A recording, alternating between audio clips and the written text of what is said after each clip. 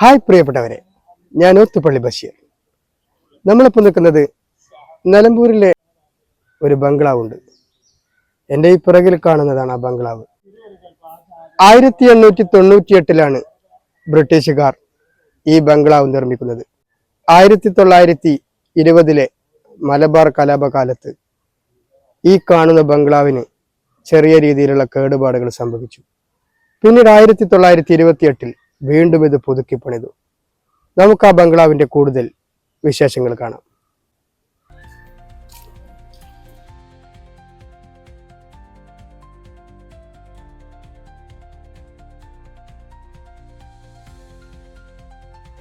Forest ടൂറിസത്തിന് കേരളത്തിൽ പേര് കേട്ട നാടാണ് തേക്കുകളുടെ നാടായ നിലമ്പൂർ.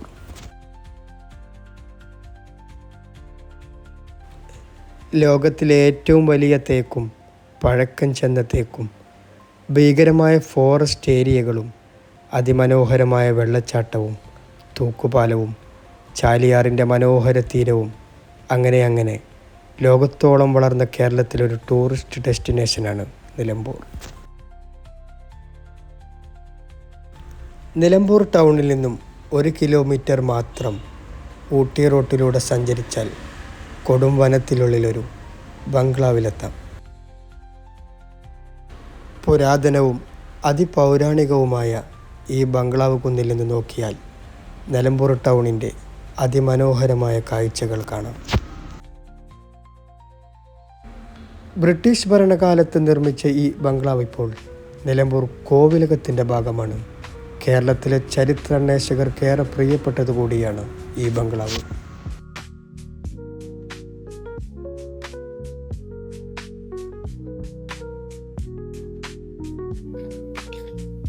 ഈ ബംഗ്ലാവിന് തൊട്ടടുത്ത് അതിമനോഹരമായൊരു പാലവും കൂടിയുണ്ട്. അതെനിക്ക് തോന്നുന്നത് പഴയ കാലത്ത് ബ്രിട്ടീഷുകാർ നിർമ്മിച്ചതാവില്ല. ആ പാലത്തിലൂടെ നമുക്കൊന്ന് പോയി നോക്കാം.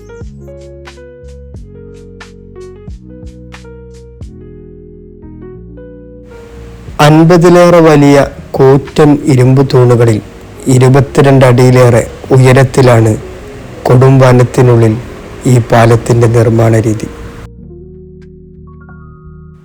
ഈ കൊടും വനത്തിനുള്ളിലെ ഇരുമ്പ് പാലത്തിൽ നിന്ന് നോക്കിയാൽ ആകാശദൃശ്യം പോലെ ബംഗ്ലാവിൻ്റെ അതിമനോഹരമായ കാഴ്ച കാണാം. 1968 നക്സൽ ആക്രമണ കാലത്ത് DFO ബംഗ്ലാവിനെ കൈയൊഴിഞ്ഞു. പിന്നീട് ദീർഘകാലം വനം കുറ്റവാളികളെ ചോദ്യം ചെയ്യാനുള്ള സങ്കേതമായാണ് ബംഗ്ലാവ് പ്രവർത്തിച്ചത്. അപ്പോൾ അടുത്തൊരു വീഡിയോയുമായി വീണ്ടും കാണാം.